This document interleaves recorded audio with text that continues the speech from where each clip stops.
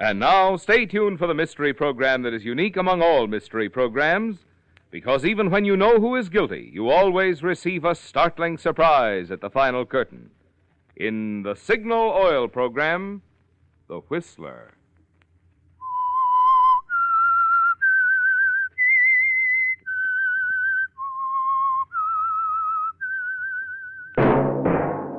Signal, the famous Go Farther gasoline, invite you to sit back and enjoy another strange story by The Whistler.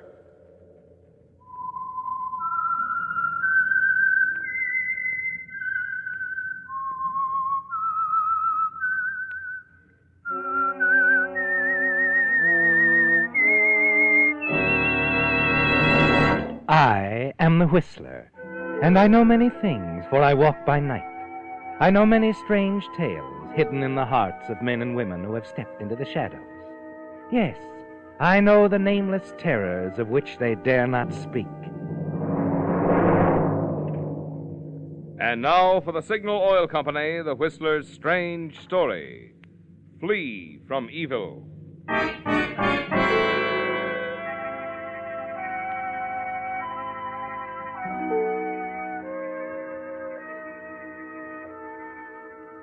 There was almost complete darkness around the parked car on the lonely road on the outskirts of Seattle.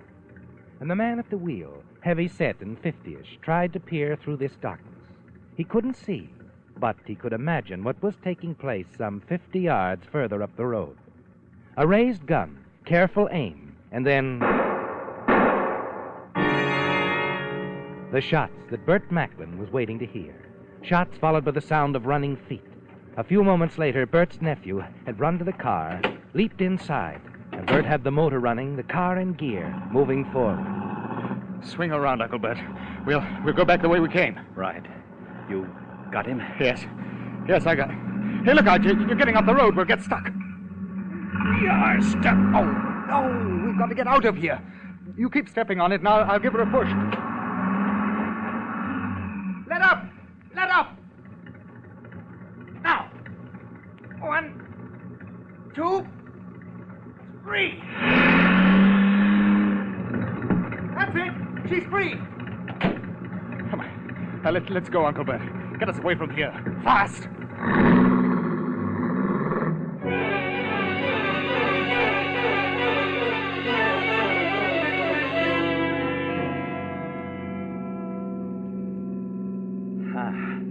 Nothing to worry about now, Freddie. You're sure you took care of him? That's what I came here for. All the way from London. Yes, I took care of him, I'm sure. You didn't get a look at him? No, it was too dark, but he was sitting at the wheel of his car, and I slipped up alongside. I see. Well, maybe it's over. Really over. At last. There's no maybe about it. All right, but... Well, after a month of paying off, wondering when I'd be tapped again, it doesn't seem possible that I'm rid of him, Freddie. Inheriting money does have its drawbacks, Decidedly. Good thing the fellow was only getting started. Even my entire inheritance could go fast that way. Yeah. You better slow down, Uncle Bert. We're almost into town. We'll go directly back to the party, give some excuse. And Freddie, you've done me a great favor. Yes, and you're going to show your appreciation, of course. Our bargain, you know? I'll never forget this, your help. What you just did back there. It'll be healthier for me if you do forget it right now. Killing a man, even a blackmailer, well, there's some sort of law, isn't there, Uncle Bert? I prefer the other law. The one you mentioned early this evening. An eye for an eye. Yes, you did say that, didn't you, Freddie? An eye for an eye. You were quite willing to lend a hand, so eager to cooperate. You feel a surge of confidence back at the house, facing the others, as Uncle Bert extends his apologies for being away. Oh, sorry, Lloyd. Veronica, we didn't intend to be gone so long, you know. Quite all right, old man. We went for a spin in Uncle Bert's new car. He's already imagining all sorts of things wrong with it. Oh, not at all. I just wanted Freddie to try it out. He's very handy with machines, you know. My, he is talented, isn't he? Oh, I don't know, Veronica. I say, where's Uncle Frank? Oh, he left here shortly after you two did. Said he suddenly remembered a business appointment. Oh? A business appointment?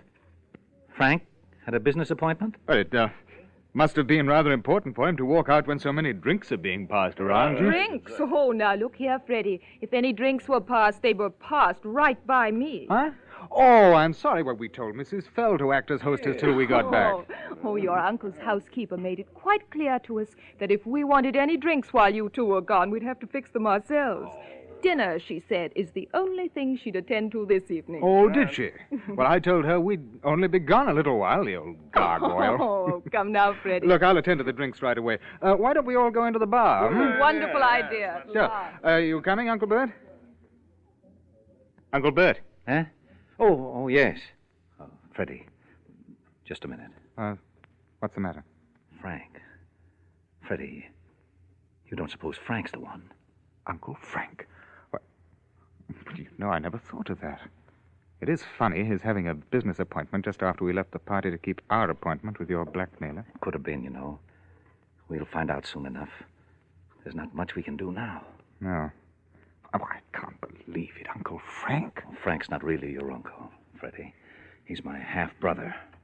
I wouldn't put it past him, sponging off me the way he's been doing the... Who could that be? Well, let's see. Good evening, gentlemen. Let's see now. You'd be Mr. Bert Macklin, and you'd be Mr. Fred. Oh, what is it?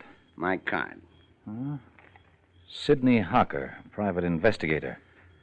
I don't understand, Mr. Hocker. You will. I'd like to come in for a little talk, if you don't mind. Oh, that's quite impossible. We have dinner guests. Oh, of course.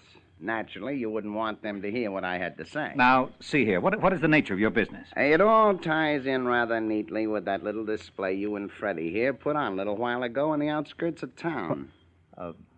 Fred, I think we'd best step outside. Close the door. Now, Mr. Hocker, if you'll get to the point. Well, that shooting a little while ago. That was me that Freddie boy pumped those bullets into. Or rather, it was my overcoat. You'll notice the holes. What's that? Yeah, I rolled up a few blankets, put my overcoat around them, my hat on top, and left it slumped over the wheel of the car. Oh. I shot at a dummy. I see. Merely acting on behalf of my client. Client? That's right. These days, I'm forced to take anything that comes along. Now to the business at hand, gents. As you know, my client has definite proof, Mr. Macklin, that the death of a former associate of yours was anything but accidental. Your former associate's name was Edward Wilson. This information could be dropped into a mailbox to the police. Unless I pay. You see, Freddie, it isn't over. What do you want, Mr. Hocker? How much? Well, my client feels, in view of what's happened this evening, the attempted murder, that this payment should be $5,000. $5,000? Freddie, do you... Take it easy, Uncle Bert. We haven't any choice. Where do we deliver the money, Mr. Hocker? My office will do, Freddie boy. Say about 9 tomorrow evening. Good night, gents. We're licked, Freddie. Beaten. Through. It's funny. Funny? I fail to see the humor of it. No, I mean, I'm not a murderer after all, am I? No, that's right. You're not.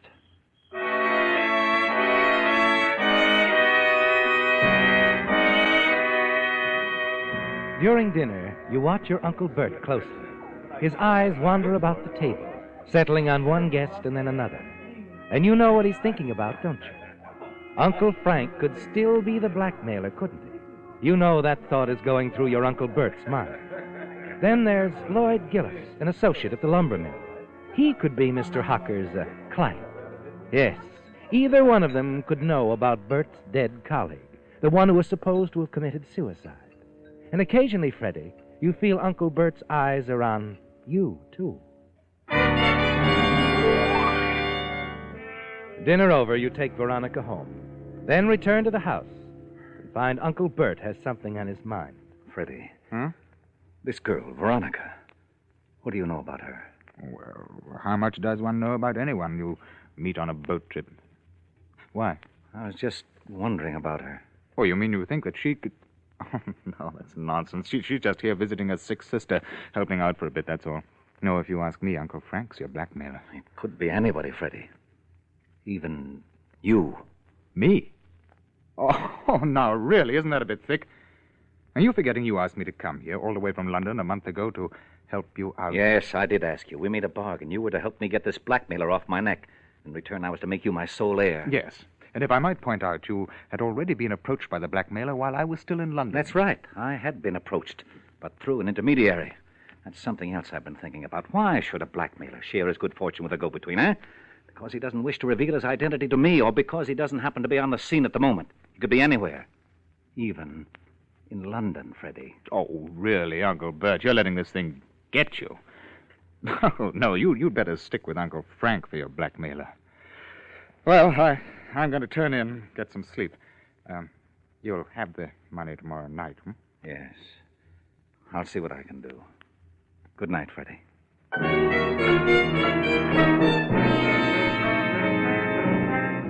You're worried, aren't you, Fred? Because the thing that brought you here from London, your Uncle Bert's money he's promised to leave you in his will, is slowly slipping away, and you're powerless to prevent it. Yes, Uncle Bert's past is threatening your future.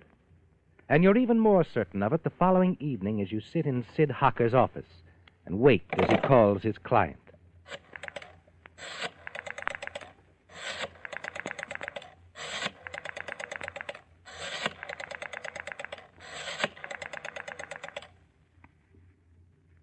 Hello, this is Hocker. Yes, he's here now. But with only half the money. I know, but he says the rest is tied up at the moment. It'll be a week at least before he can manage the rest. He says he'll have the rest in another week. Right. What? Got it. My client isn't very happy, Freddie boy. But he is giving us more time. 1 week, Freddie boy. No more.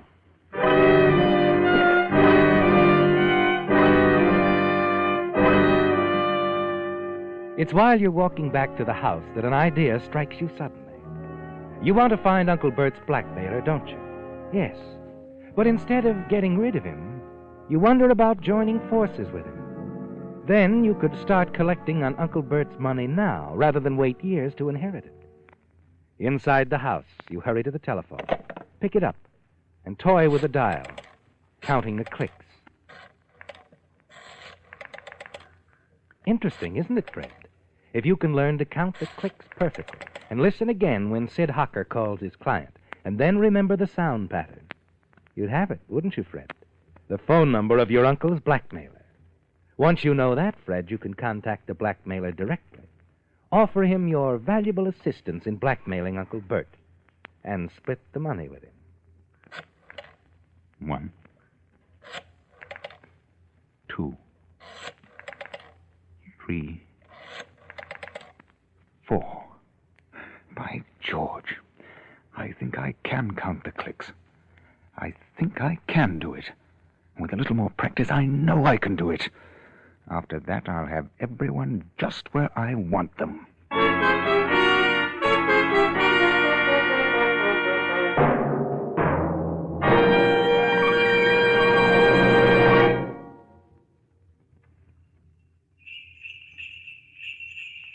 Extra pep, take those hills and high. Put Signal Ethel in your car and it will really fly. If you're surprised to hear me sing, just wait till you hear your car sing when you treat it to its first tankful of Signal Ethel.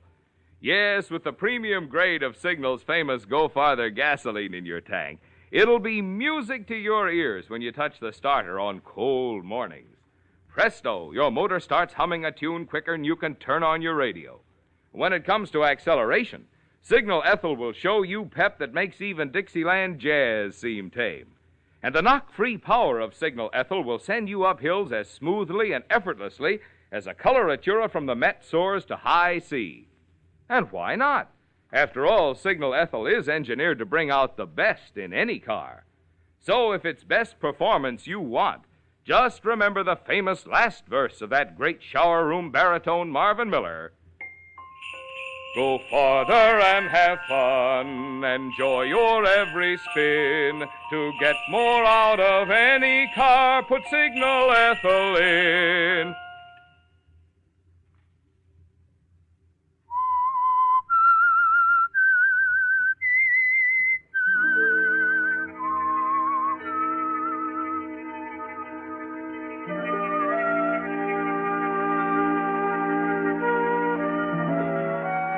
It's been a trial, hasn't it, Fred? From the beginning, when you first discovered that your Uncle Bert was being blackmailed and your own future fortunes threatened. Yes, you were willing to commit murder to prevent it. But the attempted murder backfired, and the blackmailer doubled his price. But now you feel you're in command again, that your little plan will pay off. A few days of practice, and you can tell any phone number now when you hear it being dialed by counting the clicks, remembering the sound pattern. Yes, all you have to do is listen carefully the next time you're with Sid Hocker when he calls his client. Then a great idea hits you. True, it's a dangerous one. Something could go wrong. But it's worth considering carefully, isn't it? And it's constantly on your mind in the days that follow.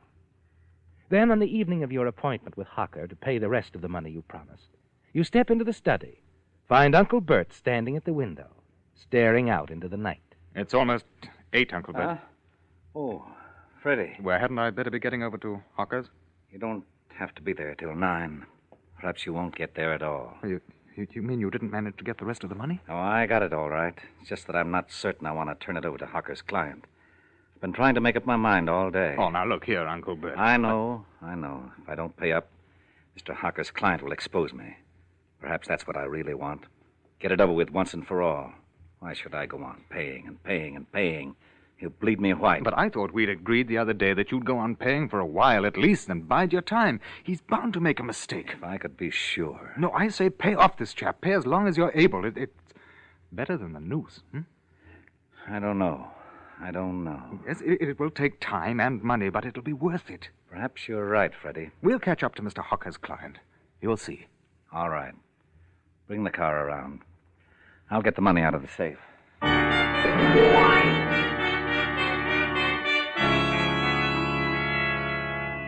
Uncle Bert had you worried for a moment, didn't he, Fred?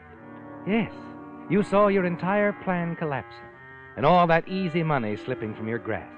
But suddenly it was all right again, and Uncle Bert agreed to go on paying his blackmailer. Now, with the money tucked away in your coat pocket, you drive downtown to Hocker's office. Good evening, Mr. Hocker. Well, Mr. Macklin. Johnny on the spot, eh? And with the money? Johnny on the spot, yes. With the money, no. What's this? No, you see, Mr. Hocker, Uncle's had a bit of difficulty raising the money. Now, see here, my no, client... all he asks is a few hours. I see. Do you think that will be agreeable to your client, Mr. Hocker? It might be, and then again it might not. Why don't you ask your client? All right, I will. You sit at the edge of the desk, try to appear calm as Hocker steps to the telephone and picks it up. You listen carefully as he dials.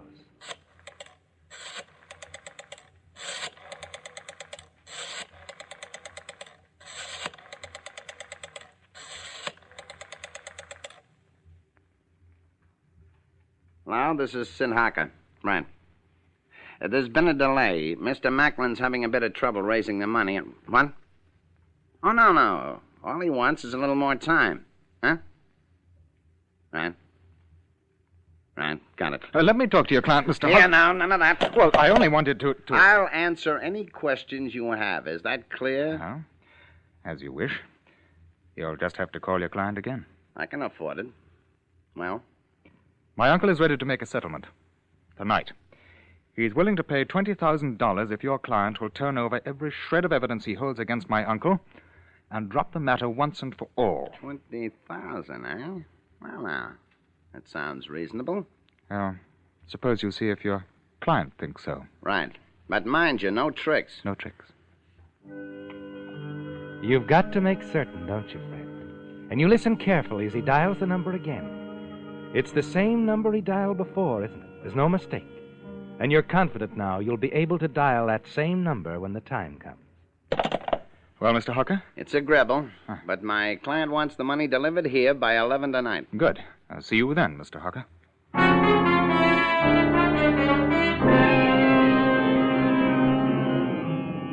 You hurry out of the office, downstairs into your car. From the glove compartment, you remove a gun. You slip it into your pocket. As you start back, you see Hocker walk out of the building, head for the parking lot in the rear. Quickly, you move after him. Then, in the darkness behind the building, you catch up to him as he slides in behind the wheel of his car. Oh, Hocker. Hey? Oh, it's you. Hey, what's the idea of the gun? Move over, What are you doing? I said move over. Wait a minute. That's a good shot. Now, start up, Hocker. We're going for a bit of a spin.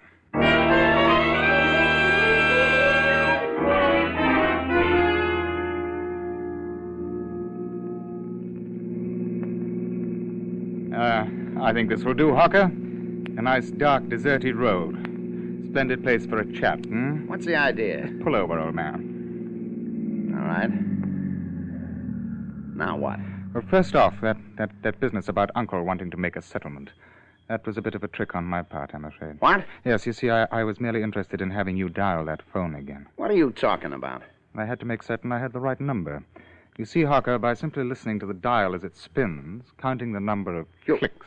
You mean you can... Oh, yes, I can dial that number again with very little difficulty. Now, are you going to tell me who the blackmailer is? Or must I find out for myself? You don't know yet? Would it be Frank Macklin by any chance? Who's he? Or Lloyd Gillis, perhaps? Never heard of him. I don't recognize the number at all.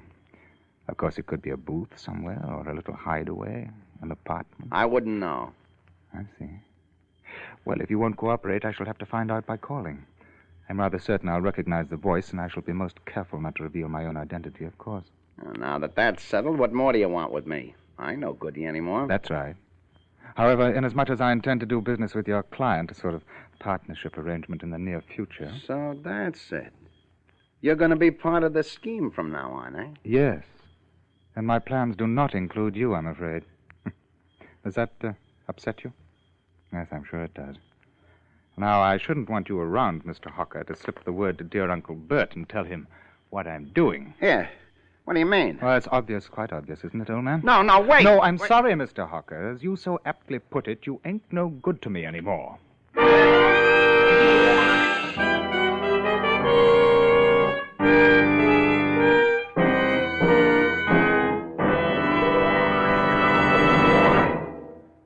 While watching some Christmas shoppers, I couldn't help thinking, if folks shopped as carefully for automobile batteries as they do for Christmas gifts, practically all drivers would decide on Signal Deluxe batteries.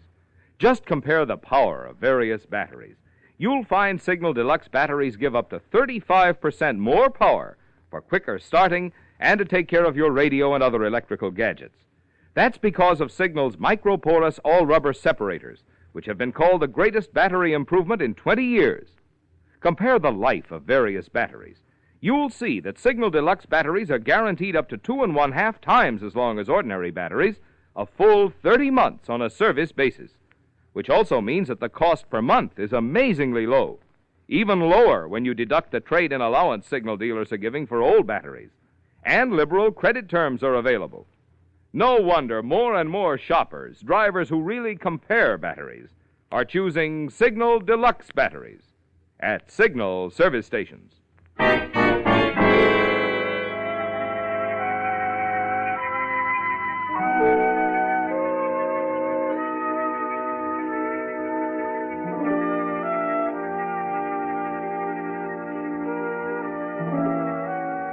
It's done, isn't it, Fred? Hocker is dead. The threat has been removed, and he lies buried in a shallow grave on the outskirts of town. Now all you have to do is call the blackmailer. And once you've learned his identity without revealing your own, you expect to approach him again later, cautiously, inform him of your plan for a partnership, to continue to blackmail your uncle together.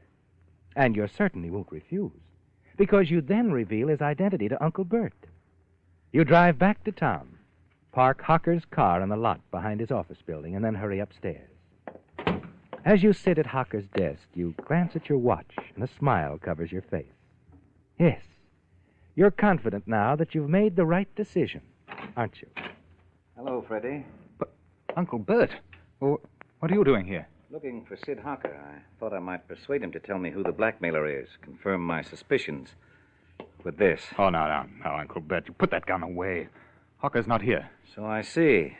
Delivering the money to his client, I suppose. Yes. I think you should know, Freddie, that I contacted the police tonight. You what? Yes, I told the police why I was being blackmailed, that I'd killed a man some time ago. I was going to give myself up, but I was going to get the blackmailer first. That's why I came here. I was sure Hocker could lead me to the blackmailer. But I thought that... I was going to go on paying? No, I decided against that shortly after you left the house tonight. Oh, really? Well, that wasn't very clever. No, and you're going to regret it, Freddie. Oh, what? Oh, I've suspected for a long time you were behind all this. Why, that's ridiculous. Is it? Let's see if my hunch is right. Empty your pockets. My pockets? I'll give you 3. Oh, now, wait a minute. 1, 2. All right. That's better. Well, you do have the money. My hunch was right. I can explain. So Hocker paid off his client, eh? Now, Uncle Bert, if you'll only listen No, to... I could forgive you, stealing money from me, but not blackmailing me, Freddie. No, you don't understand this. I haven't blackmailed you.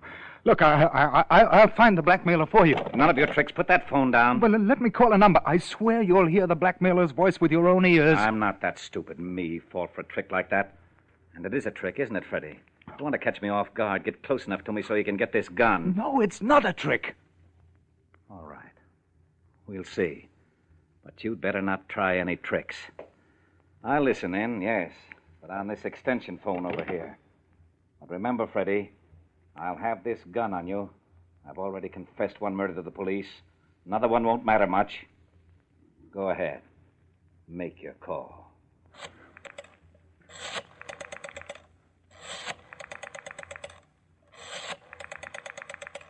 Everything depends on this phone call, doesn't it, Fred? Your hand is steady, sure, as you dial. You know there can't be any mistake, that this is the number Hocker called. You're certain it's the phone number of his client, the blackmailer. At the tone, the time will be 10, 9, and 40 seconds. Hocker. Hocker was the blackmailer all the time. No. It was you, Freddie. That phone call you just made was a trick. And a very stupid one. No, Uncle Bert, wait! At the tone, the time will be 10, 10 exactly.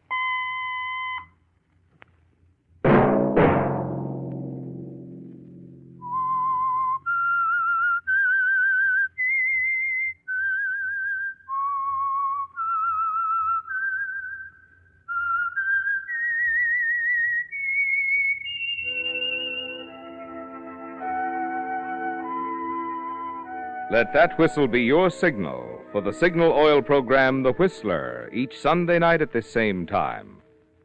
Signal Oil Company has asked me to remind you that there's an easy way we can all help to make this holiday season happier for ourselves and others. Drive at sensible speeds, be courteous, and obey traffic regulations. It may save a life, possibly your own.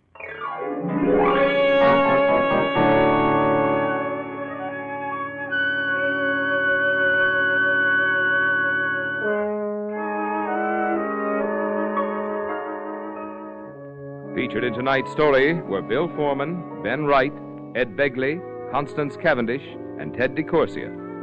The Whistler was produced and directed by George W. Allen, with story by Adrian Jean Doe, music by Wilbur Hatch, and was transmitted to our troops overseas by the Armed Forces Radio Service.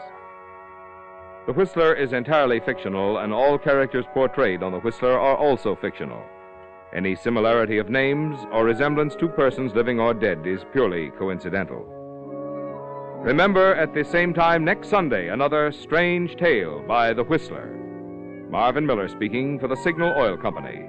Stay tuned now for Our Miss Brooks, starring Eve Arden, which follows immediately over most of these stations. This is CBS, the Columbia Broadcasting System.